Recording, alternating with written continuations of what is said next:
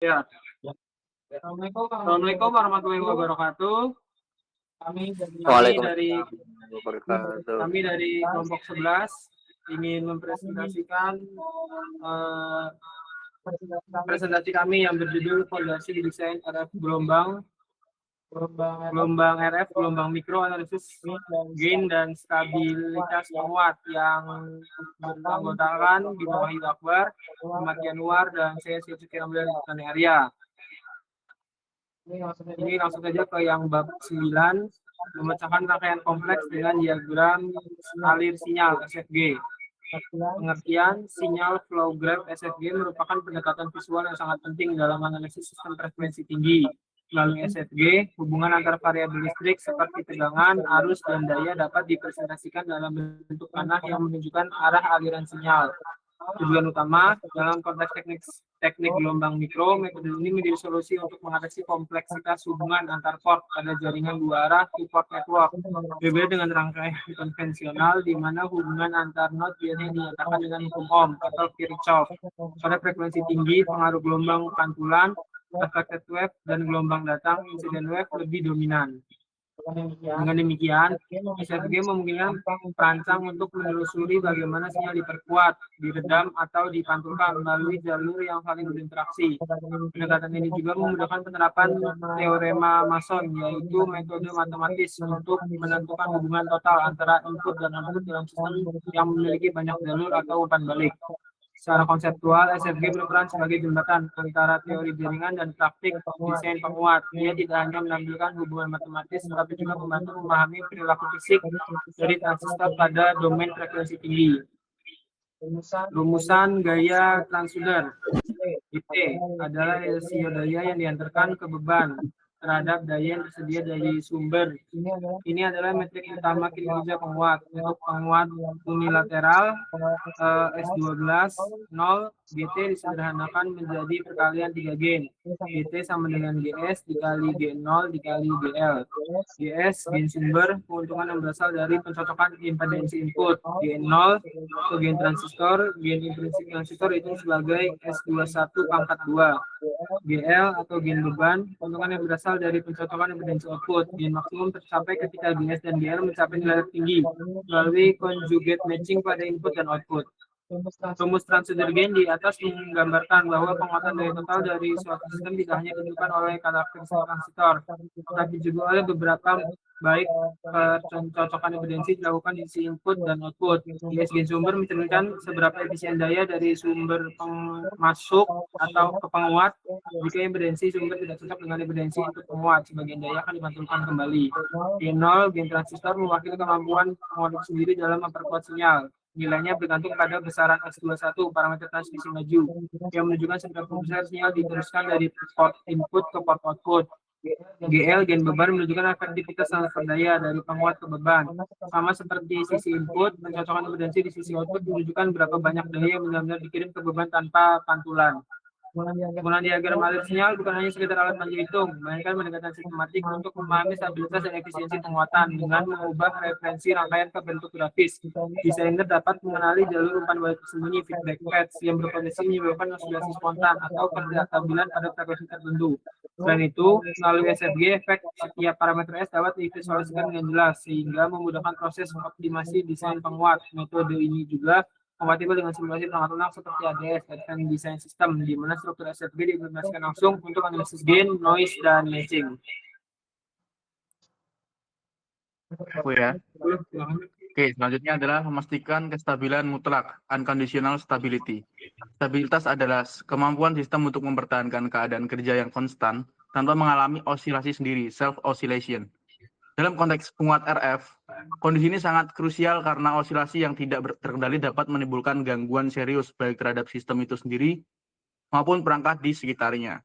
Penguat dikatakan stabil untuk unconditional stable apabila untuk setiap nilai impedansi beban maupun sumber tidak terjadi refleksi balik yang memperkuat sinyal di dalam sistem.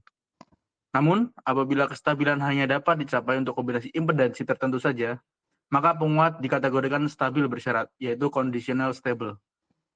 Selanjutnya, analisis stabilitas menjadi bagian penting dari desain karena transistor memiliki elemen kapasitif dan induktif.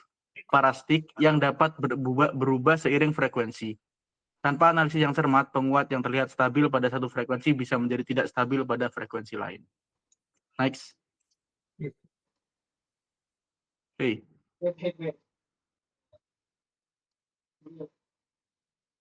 Nah, selanjutnya adalah faktor stabilitas K-roll. K harus lebih besar dari K lebih besar dari 1. Jika K lebih kecil dari 1, penguat berada dalam kondisi stabilitas bersyarat, yaitu conditional stability. Determinasi matrik atau S atau delta, nilai absolut determinan matrik S harus kurang dari 1 delta kurang dari 1. Yang rumusnya adalah K1 kurangi S11 kurangi S12, 2 plus delta pangkat 2 dibagi 2 S12 dan S21. Selanjutnya, Sob. Ya, faktor stabilitas K dan determinasi matrik delta memberikan informasi kuantitatif mengenai seberapa jauh sistem dari kondisi osilasi. Nilai K lebih kecil dari 1 menunjukkan bahwa pengaruh umpan balik atau feedback internal lebih kecil dibandingkan dengan redaman jaringan, sehingga energi pantulan tidak cukup besar untuk menimbulkan osilasi. Sebaliknya, K lebih kecil dari 1 menandakan bahwa jaringan memiliki kecenderungan untuk memperkuat sinyal pantulan di dalam salah satu port yang berpotensi menyebabkan osilasi spontan. Parameter delta mencerminkan interaksi silang antar port input dan output. Jika delta mendekati 1, maka pengaruh antar port sangat kuat dan sistem mendekati kondisi tidak stabil. Masuk. Nah, ini visualisasi ketidakstabilan yaitu lingkaran stabilitas. Jika faktor stabilitas K lebih kecil dari 1, desainer harus menggunakan lingkaran ketidakstabilan yaitu stability circles yang diplot sebagai Smith chart. Yang satu, lingkaran ini secara visual mengidentifikasi area pada Smith chart yang tidak stabil. Kedua adalah tujuannya. Tujuannya adalah untuk memastikan impedansi kerja gamma S dan gamma L dipilih di luar area ketidakstabilan tersebut. Yang ketiga adalah lingkaran beban atau output, yang dimana lingkaran sumber input membantu membatasi pilihan jaringan pencocokan impedansi. Yang dimana penggunaan visualisasi ini sangat penting untuk mencegah osilasi yang merusak kinerja penguat RF. Masuk. Ya, dalam praktiknya, tidak semua penguat harus mencapai stabilitas mutlak. Beberapa penguat RF dengan karakteristik gain tinggi justru dirancang dalam kondisi stabilitas bersyarat untuk mendapatkan performa maksimum pada pita tertentu. Oleh karena itu, peran desainer adalah menentukan wilayah operasi aman di mana penguat tetap stabil, namun tetap mempertahankan gain yang diinginkan. Disinilah konsep lingkaran stabilitas atau stabilitas circles menjadi alat bantu penting dengan memplot area tidak stabil pada Smith chart. Desainer dapat secara visual menghindari titik kerja yang berbahaya. Nah, latihan soal Ahmed Muhammad Yanuar. Ya, jadi di sini ada latihan soal. Di sini analisis soal untuk analisis gain maksimum penguat unilateral. Ya, di sini diasumsikan penguat unilateral S12 sama dengan 0 pada frekuensi 2 GHz, Z0 50 ohm. Parameter S yang diberikan yaitu untuk S11 tuh min 0,5, kemudian S21 ada 2, kemudian S22 itu 0,2. Ini ada untuk menghitung GTU max. GTU max itu untuk hasilnya 5,5. Tentukan koefisien pantulan optimal. Ini gamma S 11 min 0,5, gamma L S22 sama dengan 0,2. Pencocokan konjugat pada input dan output menghasilkan daya transducer maksimum. Lanjut. Optimalisasi kinerja. Trade of gain maksimum versus noise minimum. Setelah stabilitas terjamin K lebih dari 1, langkah selanjutnya adalah optimalisasi kinerja yang sering melibatkan kompromi antara gain dan noise. Ini ada lingkaran gain konstan, itu memplot semua gamma S atau gamma L yang menghasilkan nilai G tertentu. Jika K lebih dari 1, gain maksimum stabil dicapai melalui pencocokan konjugat simultan. Kemudian ini lingkaran noise konstan memvisualisasikan gamma S yang menghasilkan angka noise tertentu. Tujuannya adalah mencapai NF minimum. Selanjutnya adalah dalam sistem komunikasi, penguat tidak hanya diharapkan memperbesar sinyal, tetapi juga mempertahankan kualitasnya. Disinilah muncul persoalan angka draw, noise figure yaitu ukuran seberapa besar penguat menambah noise terhadap sinyal yang diterima. Ketika desainer berfokus hanya pada gain maksimum, seringkali titik operasi yang dihasilkan menghasilkan noise yang tinggi. Sebaliknya, jika desain diarahkan untuk noise minimum, gain dapat menurun. Oleh karena itu, dibutuhkan kompromi cerdas antara dua parameter tersebut. Analisis menggunakan lingkaran noise dan gain pada Smith chart menjadi strategi visual untuk menemukan titik optimum, di mana sinyal diperkuat secara cukup besar, namun noise tetap dalam batas yang dapat diterima dalam sistem komunikasi.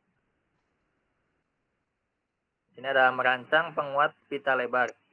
Desain penguat pita lebar sangat penting dalam era komunikasi multiband dan teknologi 5G. Penguat ini harus mampu mempertahankan gain yang relatif konstan pada rentang frekuensi yang luas tanpa menyebabkan distorsi. Tantangan utamanya adalah bahwa pada frekuensi yang berbeda, reaktansi komponen L dan C berubah, sehingga pencocokan impedansi yang ideal pada satu titik frekuensi bisa tidak optimal pada frekuensi lain. Untuk itu, pendekatan broadband menggunakan konsep kompensasi frekuensi dan umpan balik adaptif.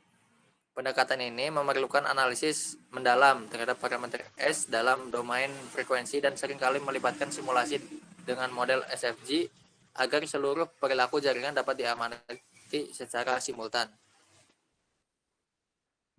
Lanjut, Sob. Merancang penguat pita lebar.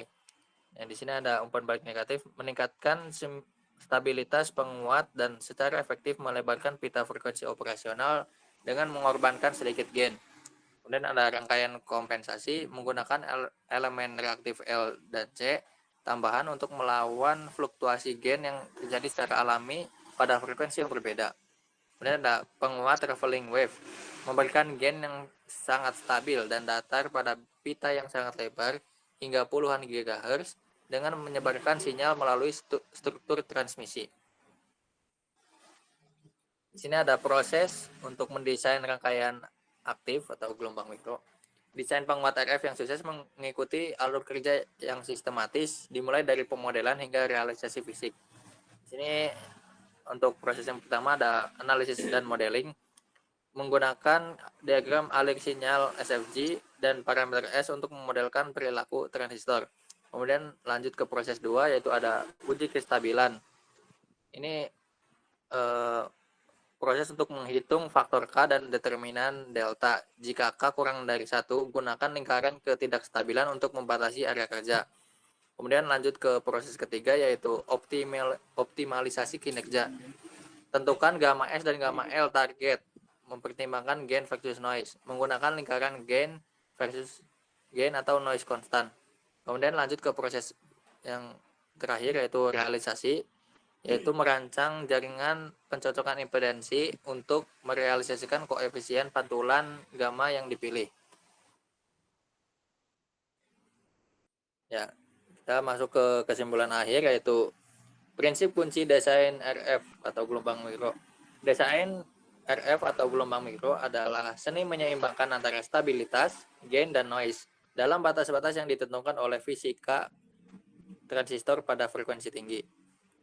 Penguasaan SFG, parameter S, dan alat visualisasi seperti lingkaran stabilitas adalah fondasi untuk menciptakan penguat yang andal dan berkinerja tinggi. Sekian dari kelompok kami. Kurang lebihnya mohon maaf. Kita kembalikan kepada Setsuki. Nah ya, terima kasih yang sudah hadir. Silakan melanjutkan aktivitas. Assalamualaikum warahmatullahi wabarakatuh. Terima kasih. Assalamualaikum. Waalaikumsalam. Guys, Makasih ya. tidak ada ini foto-foto, tidak usah. Terima kasih. Terima kasih. Jadi,